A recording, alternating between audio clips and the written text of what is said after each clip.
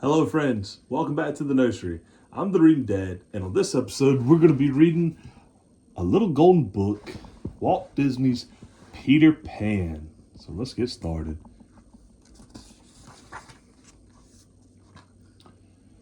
In a quiet street in London lived the Darling family. There were father and mother, Darling, Wendy, Michael, and John, as well as the children's nursemaid, Nana, a Saint Bernard. At bedtime in the nursery, Wendy always told wonderful stories about Peter Pan and Neverland, a magical place with mermaids and fairies, and wicked pirates too. John and Michael liked best of all to play pirate. They had some fine slashing duels between Peter Pan and his arch enemy, the pirate Captain Hook. Father Darling did not like this kind of play. He blamed it on Wendy's childish stories of Peter Pan. It is time for Wendy to grow up, decided Father Darling. This is your last night in the nursery, Wendy girl. All the children were much upset at that. Without Wendy, there would be no more stories of Peter Pan. That very evening, who should come to the nursery but Peter Pan and a fairy named Tinkerbell. It seemed Peter had been out looking for his lost shadow. When he overheard that Wendy was to be moved from the nursery, he hit upon a plan. I'll take you to Neverland with me to tell stories to my lost boys, he decided as Wendy sewed his shadow back on. Wendy thought that was a lovely idea if Michael and John could go too. So Peter Pan taught them all to fly with happy thoughts and faith and trust and a sprinkling of Tinkerbell's pixie dust. Then out the nursery window they sailed, heading for Neverland, while Nana barked frantically below. Back in Neverland, Captain Hook was grumbling about Peter Pan. You see, once in a fair fight, long ago, Peter Pan had cut off one of the pirate captain's hands, so that he had to wear a hook instead. Then Pan threw the hand to a crocodile, who enjoyed the taste of Hook so much that he had been lurking around ever since, hoping to nibble at the rest of him. Fortunately for the pirate, the crocodile had also swallowed a clock.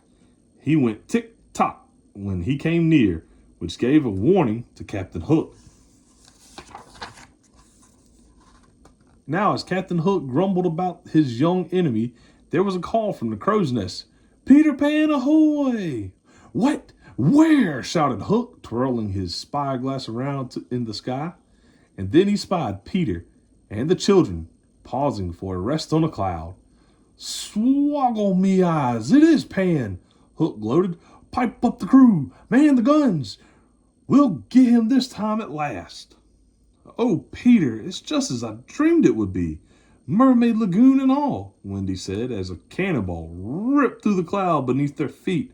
Look out, cried Pan. Tinkerbell, take Wendy and the boys to the island. I'll stay here and draw Hook's fire. Away flew Tinkerbell as fast as she could go in her naughty little heart. She hoped the children would fall behind and be lost. She was especially jealous of the Wendy girl, who seemed to have won Peter Pan's heart. Straight through the Neverland jungle, Tink flew down into a clearing beside Hangman's tree. She landed on a toadstool, bounced to a shiny leaf, and pop! A secret door opened for her in the knot of the old hollow tree. Zip! Down a slippery tunnel Tink slid. She landed at the bottom in an underground room, the secret house of Peter Pan. Ting-a-ling! She tinkled, trying to awaken the sleeping lost boys. At last, rather grumpily, they woke up and stretched as they listened to Tinkerbell. What? Pan wants us to shoot down a terrible Wendy bird. Lead us to it, they shouted, and out they hurried. When Wendy and Michael and John appeared flying warily, the lost boys tried to pelt them with stones and sticks, especially the Wendy bird. Down tumbled Wendy, all of her happy thoughts destroyed. Without them, no one can fly. Hooray, we got the Wendy bird, the lost boy shouted, but then Peter Pan arrived. How angered he was when he discovered that the boys had tried to shoot down Wendy, even though he had caught her before she could be hurt. I brought her to be a mother to us and to tell us stories, he said. Come on, Wendy, said Peter. I'll show you the mermaids, boys. Take Michael and John to hunt some Indians. So Peter and Wendy flew away, and the boys marched off through the forest, planning to capture some Indians. There were wild animals all around, but the boys never thought to be afraid, and not a creature harmed them as they went through the thick woods. First, we'll surround the Indians, John decided. Then we'll take them by surprise. John's plan worked splendidly, but it was the Indians who used it. Disguised as moving trees, they quickly surrounded the boys and took them by surprise.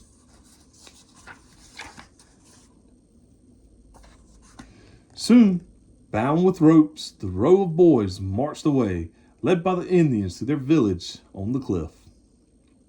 Don't worry, the Indians are our friends, the lost boys said, but the chief looked stern.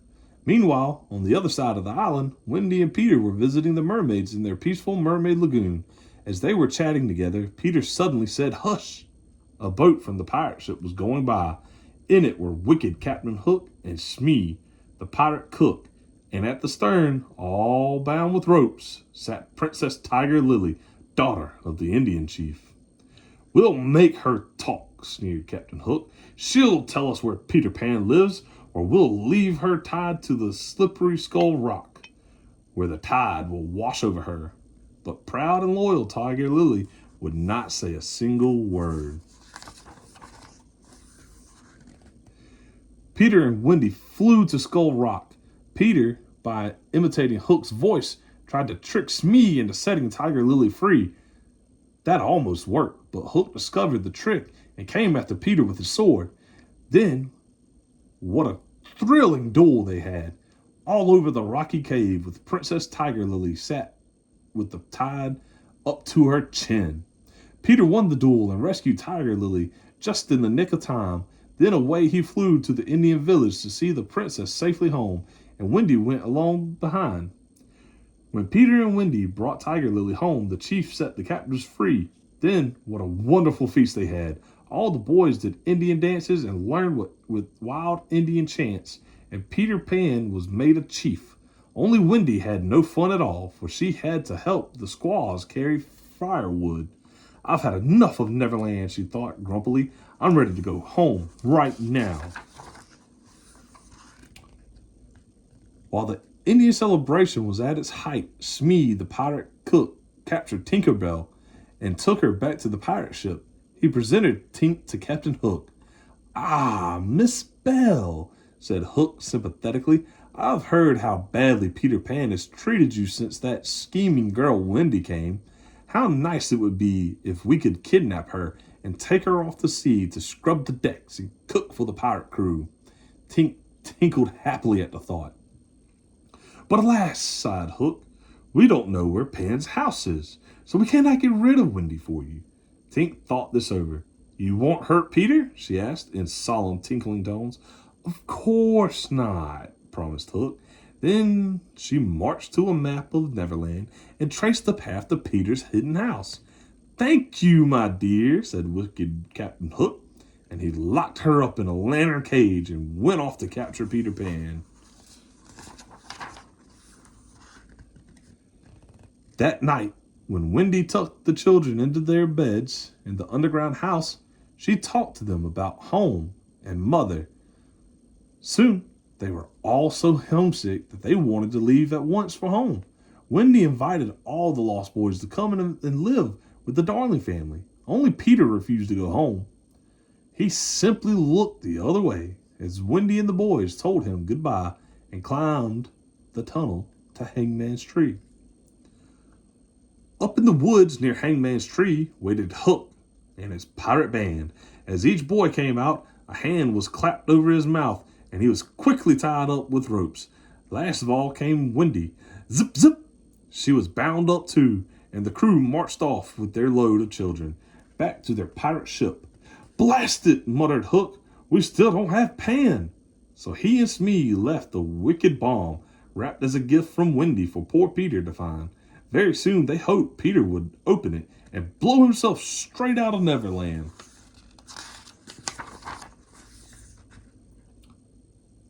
On the pirate ship, Captain Hook demanded that Wendy and the boys become pirates. "Never!" cried Wendy. Then you shall be the first to walk the plank, my dear, said Hook. In the excitement, no one noticed that Tinkerbell had escaped and flown off. Wendy said goodbye, bravely walked out the long, narrow plank, and disappeared. Everyone listened, waiting for a splash, but none came. Then they heard a familiar sound. It was Pan. Warned by Tinkerbell, he had arrived just in the time to scoop up Wendy in midair and fly her to safety. This time you've gone too far, Hook, Peter cried. He swooped down from the rigging, all set for a duel. And what a duel it was. While they fought, Tinkerbell slashed the ropes that bound the boys, and they beat the pirates into jumping overboard and rowing away in their boat. Then Peter knocked Hook's sword overboard, and Hook jumped too. When the children last saw the wicked captain, he was swimming for the boat, with the crocodile tick-tocking hungrily behind. Peter Pan took command of the pirate ship. Heave those halyards. Up with the jib. We're sailing to London, he cried. Oh, Michael, John, cried Wendy, we're going home. And sure enough, with happy thoughts and faith and trust and a liberal sprinkling of pixie dust, away flew that pirate ship through the skies till the gangplank was run out to the darling's nursery windowsill. But now that they had arrived, the Lost Boys did not want to stay. We've sort of decided to stick with Pan, they said. So Wendy, John, and Michael waved goodbye as Peter Pan's ship sailed off through the sky, taking the Lost Boys home to Neverland, where they still live today. The end. What an awesome story about Peter Pan and the Lost Boys. Thank you for stopping by. I hope to see you in the next episode. And remember, books are fun.